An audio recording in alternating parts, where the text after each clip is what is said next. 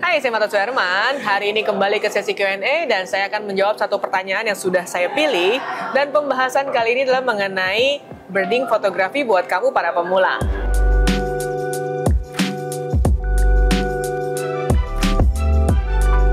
Makasih banyak buat teman-teman yang udah kirim email ke martasuherman@gmail.com. Hari ini aku udah memilih satu buah email untuk dibahas.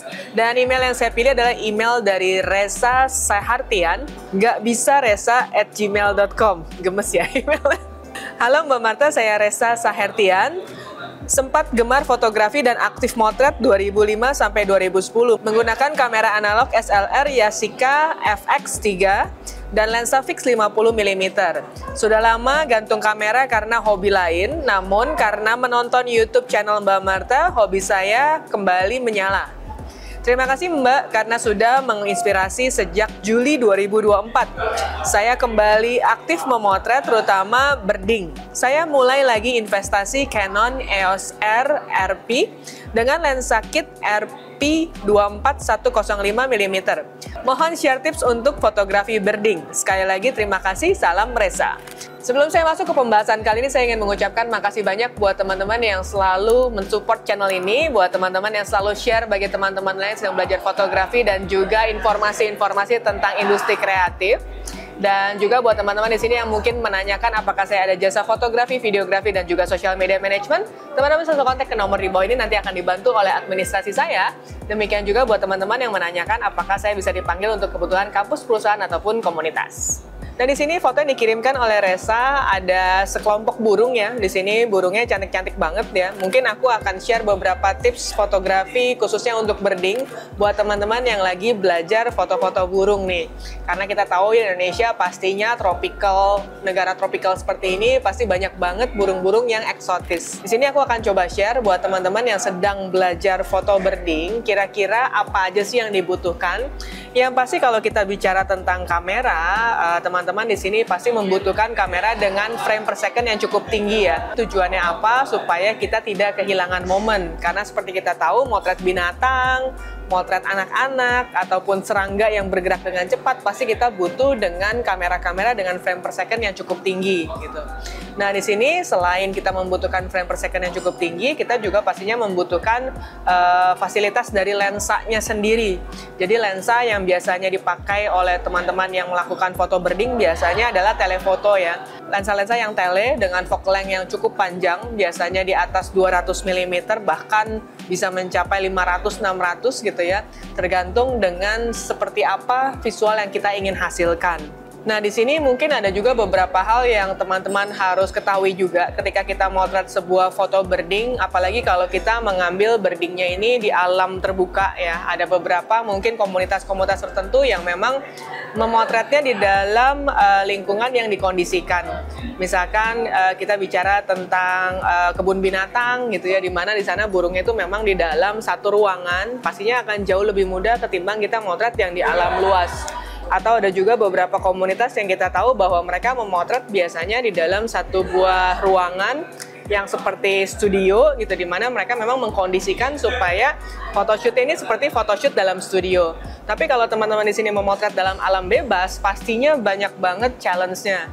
Pertama, kita akan menggunakan matahari ya, matahari sebagai sumber cahaya kita, di mana matahari juga pastinya tidak konsisten, kadang-kadang bisa terang banget, bisa kadang-kadang mendung gitu. Artinya di sini teman-teman juga akan berhadapan dengan kondisi-kondisi di mana kekurangan cahaya gitu ya. Jadi kalau teman-teman misalnya memotret satu ekor burung yang misalkan hinggap di dahan di dalam sebuah pohon gitu, di mana dia samar ya, tersamar oleh daun-daun di sekitarnya, dan pastinya di area itu akan kekurangan cahaya. Otomatis kamera yang kamu gunakan tadi bukan hanya membutuhkan frame per second yang tinggi, tapi juga pastinya membutuhkan performa ISO yang tinggi supaya fotonya itu terhindar dari noise. Jadi buat teman-teman di sini yang mungkin menanyakan apa sih yang aku bahas tentang noise, kemudian apa yang aku bahas tentang frame per second gitu ya. Mungkin kalau teman-teman belum tahu tentang teori dasar fotografi triangle exposure, teman-teman bisa cek di bawah ini video pembahasan mengenai teori dasar tentang fotografi. Nah, selain itu juga kalau tadi kita bahas tentang kita motret dalam kondisi di mana cahaya itu kadang-kadang rendah cahaya, yang otomatis kita harus mengorbankan ISO-nya, ada juga beberapa kondisi yang kebanyakan cahaya kebalikannya. Jadi kalau misalnya teman-teman di sini motret, lalu kemudian cahayanya sangat frontal terhadap sumber cahaya, otomatis kita akan membutuhkan sebuah lens hood untuk menghindari flare yang masuk ke dalam lensa kita. Jadi di sini kondisi-kondisi yang tidak bisa diprediksi itu pastinya harus kita antisipasi supaya hasil foto kita bisa lebih maksimal. Nah, kemudian untuk settingan kameranya tuh seperti apa sih kalau kita misalnya ingin mengambil sebuah foto birding atau foto burung ya?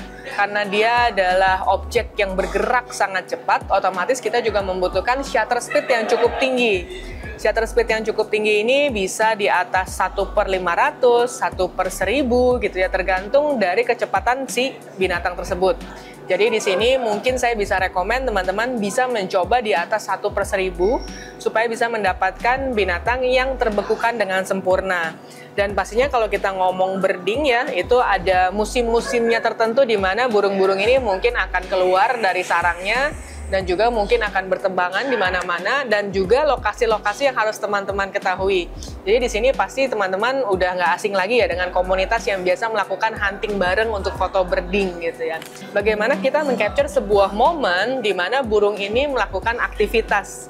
Nah di sini mungkin yang paling gampang kalau aku lihat dari fotonya Reza adalah foto ketika mereka sedang nongkrong nih, lagi bertengger di atas sebuah batang ataupun daun gitu ya.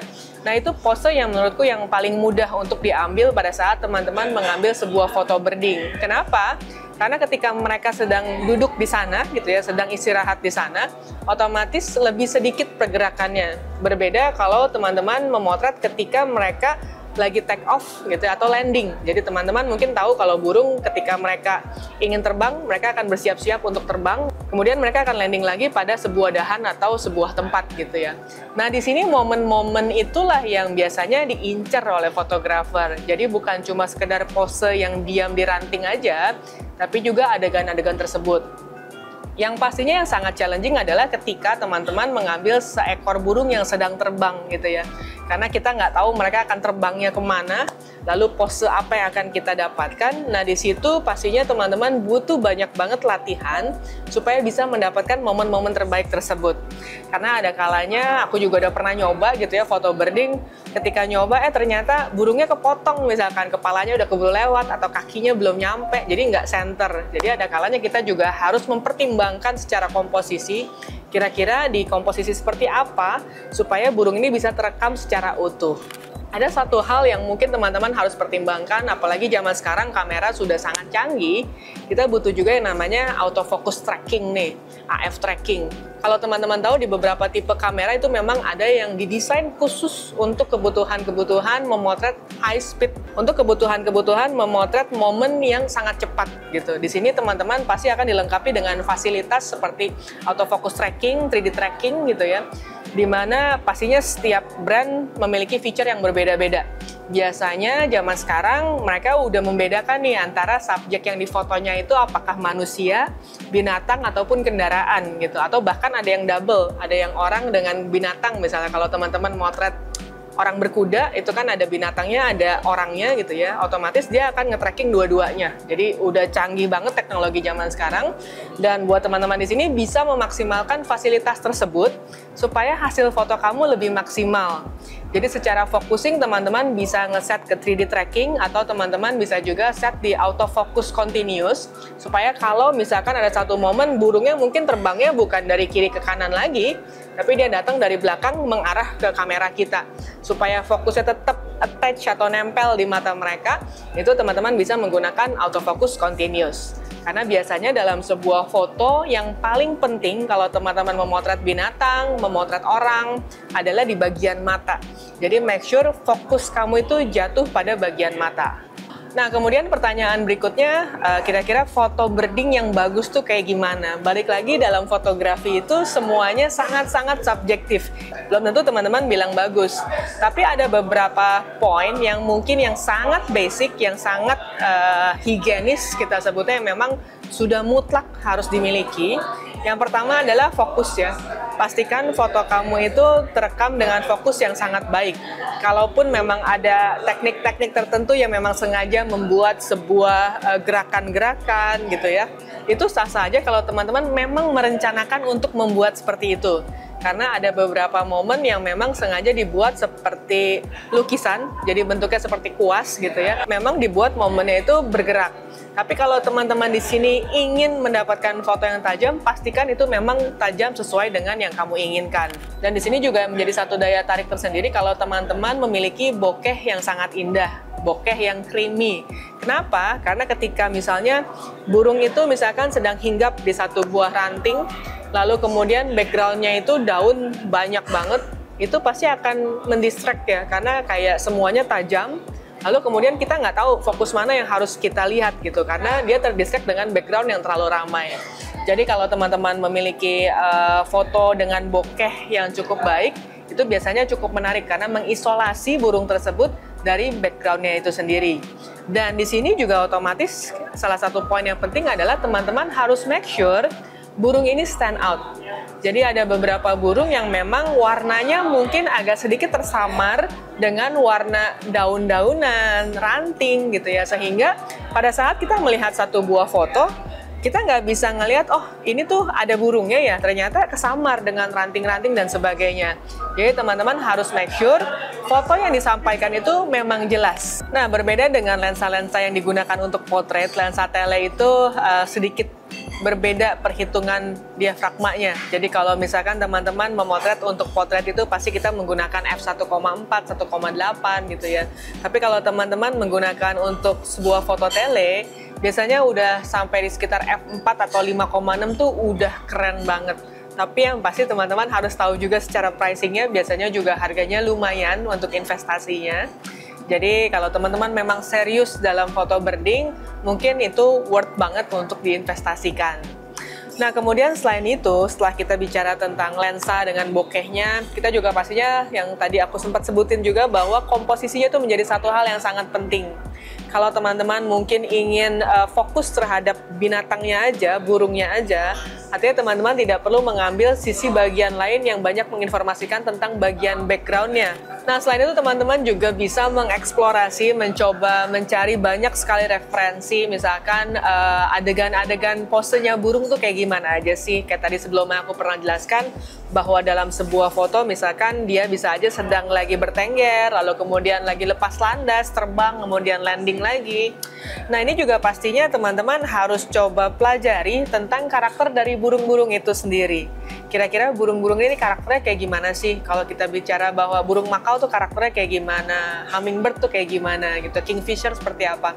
Nah, itu mungkin bisa membantu teman-teman untuk memotret lebih gampang, karena teman-teman mengerti bahwa karakter mereka tuh seperti apa, kemudian mereka suka hinggap di mana dengan buah-buah apa gitu. Itu mungkin akan membantu teman-teman ketika teman-teman sangat menyukai bird photography, karena biasanya fotografi itu sangat relate dengan ilmu pengetahuan yang lainnya supaya kamu bisa memaksimalkan hasil foto kamu. Kemudian sama seperti mungkin teman-teman yang biasa motret makro ya, teman-teman mungkin tahu ada beberapa jam-jam tertentu di mana binatang-binatang ini sedang keluar. Misalkan di pagi hari itu biasanya selalu banyak binatang yang berkeluaran dari sarangnya. Jadi mungkin di sekitar jam 5 sampai jam 10 mungkin bisa menjadi satu waktu yang tepat gitu untuk memotret. Dan biasanya mungkin di siang hari mereka sudah lebih menghindar, sudah mulai berteduh di bawah-bawah pohon. Dan mungkin kalau teman-teman juga ingin eksplorasi seperti misalkan binatang seperti burung hantu gitu ya, mungkin teman-teman juga harus tahu lokasi-lokasinya dan juga di jam berapa nih kira-kira mereka akan nampak lebih menarik untuk difoto. Selain itu juga kalau teman-teman di sini sangat-sangat menyukai birding, sangat-sangat suka dengan burung, biasanya kita butuh alat-alat pendukung juga di sini ya. Mungkin teman-teman di sini juga bisa invest untuk binokular supaya teman-teman bisa melihat, membidik kira-kira ada di mana burung-burung ini sedang bersembunyi. Ada beberapa kemungkinan kalau teman-teman memotret dalam kondisi yang sangat-sangat cepat, kemungkinannya adalah di mana teman-teman mendapatkan sebuah foto yang overexposure atau underexposure. Jadi pastikan teman-teman memotret dengan menggunakan file RAW, supaya file-file tersebut masih bisa diselamatkan pada saat teman-teman melakukan editing. Oke, demikian pembahasan mengenai bird photography. Kalau ada tips yang mungkin lupa saya sampaikan, teman-teman bisa tambahkan di kolom chat di bawah ini. Dan juga buat teman-teman di sini, thank you for watching. Jangan lupa like, comment, subscribe, dan juga share. Bye.